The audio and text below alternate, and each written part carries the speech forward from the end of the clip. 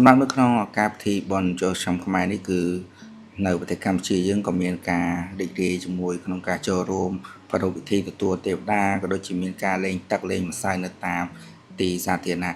ប៉ុន្តែនៅតំបន់មជ្ឈមបូព៌ាវិញគឺមានការតាក់ទាញការចាប់អារម្មណ៍ពីពិភពលោកទាំងមូលហ្នឹងដោយអតីតប្រធានាធិបតីសហរដ្ឋអាមេរិកលោក Donald Trump បានអះអាងថាប្រធានាធិបតីចិន Xi Jinping មានការពេញចិត្តយ៉ាងខ្លាំងចំពោះការបើកឡើងវិញនៅច្រកសមុទ្រ Strait of Hormuz បន្ទាប់ពីមានការតានតឹងយោធានិងវិបត្តិ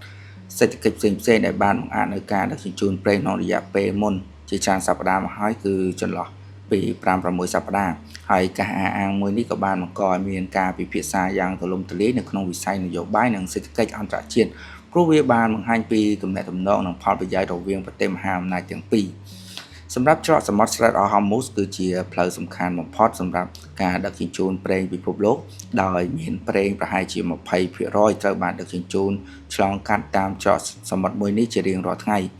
ដូច្នេះហើយការបើកឡើងវិញរបស់វាបានផ្ដល់នូវសញ្ញាវិជ្ជមានដល់ទីផ្សារថាមពលនិងប្រទេសដែលពឹងផ្អែកទៅលើការនាំចូលប្រេងជាពិសេសគឺប្រទេសចិនដែលជាអ្នកនាំចូលប្រេងធំបំផុតមួយនៅក្នុងពិភពលោក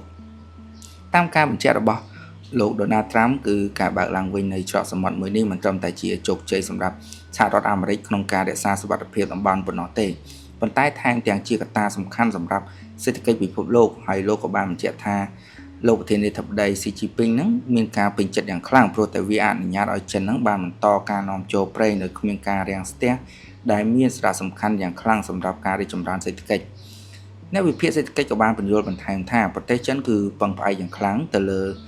ប្រេងពីតំបន់មជ្ឈមបូព៌ាដោយការបិទច្រកសមុទ្រ Strait of Hormuz ក្នុងរយៈពេលមុននេះបានបង្កឲ្យមានការរំខានដល់ខ្សែចង្វាក់ផ្គត់ផ្គង់និងធ្វើឲ្យតម្លៃប្រេងគឺឡើងខ្ពស់គឺវាបានប៉ះពាល់ទៅដល់សេដ្ឋកិច្ចមែនតើដូច្នេះហើយគឺការបើកឡើងវិញនេះគឺជាដំណឹងមួយដែលល្អបំផុតសម្រាប់ទីផ្សារពិភពលោកនិងសម្រាប់ប្រទេសចិនជាពិសេសតែម្ដងប៉ុន្តែបើទោះជាមានសញ្ញាវិជ្ជមាននេះក៏ដោយក៏មានសំណួរជាច្រើនបានកើតឡើងថាតើការបើកឡើងវិញនេះមានស្ថិរភាពយូរអង្វែងដែរឬទេស្ថានភាពនៅតំបន់មជ្ឈមបូព៌ានៅតែមានភាពតានតឹងហើយការចរចារវាងសហរដ្ឋអាមេរិកនិងអ៊ីរ៉ង់នោះក៏នៅតែមានភាពស្មុគស្មាញអ្នកវិភាគនយោបាយក៏បានលើកឡើងថាការអះអាងរបស់លោក Donald Trump នឹងអាចមានគោលបំណងនយោបាយដើម្បីបង្ហាញពីភាពជោគជ័យនៃគោលនយោបាយអាមេរិកនិងបង្កើនភាពជឿជាក់នៅក្នុងការគ្រប់គ្រងវិបត្តិអន្តរជាតិខណៈដែលសម្រាប់ប្រធានាធិបតី Xi Jinping វិញការបើកឡើងវិញនៃច្រកនេះគឺជាកត្តាសំខាន់សម្រាប់ការរក្សានៅកំណើនសេដ្ឋកិច្ចនិងស្ថិរភាពក្នុងស្រុកលើពីនេះការអភិវឌ្ឍនេះក៏បានបង្ហាញអំពីការរំពឹងក៏ដូចជាការពឹងផ្អែករបស់រវាងប្រទេសធំៗនោះទោះបីជាមានការប្រកួតប្រជែងយ៉ាងខ្លាំងក៏ដោយសម្រាប់សហរដ្ឋអាមេរិកនិងចិនគឺមានទំនាក់ទំនងសេដ្ឋកិច្ចដែលពាក់ព័ន្ធគ្នានឹងយ៉ាងជិតស្និទ្ធហើយស្ថានភាពនៅច្រកសមុទ្រ Strait of Hormuz នេះគឺជាឧទាហរណ៍ច្បាស់នៃការពឹងផ្អែកនេះក្នុងផ្នែកទីផ្សារថាមពលវិញគឺការបើកឡើងវិញនេះបានធ្វើឲ្យតម្លៃប្រេងនោះគឺមានការធ្លាក់ចុះបន្តិចបន្ថែមមានការកើនឡើងយ៉ាងខ្លាំងក្នុងអំឡុងពេលមានវិបត្តិហើយក្រុមហ៊ុនថាមពលជាច្រើននិងអ្នកវិនិយោគកំពុងតែតាមដានយ៉ាងប្រគាជិតស្និទ្ធដូចគ្នាថាតើស្ថានភាពនេះនឹងបន្តមានស្ថិរភាពនឹងឬក៏នឹងមានការរំខានឡើងវិញបើបន្តមានស្ថិរភាពគឺតម្លៃប្រេងសាំងទូទាំងពិភពលោកនោះគឺនឹងអាចថយចុះម្ដងបន្តិចរហូតដល់ស្ថិរភាពដល់ក្នុងតម្លៃដើមដូចពីមុនសម្រាប់សហគមន៍អន្តរជាតិវិញគឺការបើកឡើងវិញនៃច្រកនេះគឺជាសញ្ញាវិជ្ជមានមួយប៉ុន្តែពួកគេនៅតែអំពាវនាវឲ្យមានការចរចាសន្តិភាពយូរអង្វែងដើម្បីបញ្ចប់នៅវិបត្តិនៅតំបន់មជ្ឈមបូព៌ាឲ្យបាន 100% តែម្ដងសរុបមកវិញគឺការអះអាងរបស់លោក Donald Trump ថាលោកប្រធានាធិបតី Xi Jinping នឹងមានការពេញចិត្តចំពោះការបើកឡើងវិញនៃច្រកសមុទ្រ Strait of Hormuz នេះបានបង្ហាញពី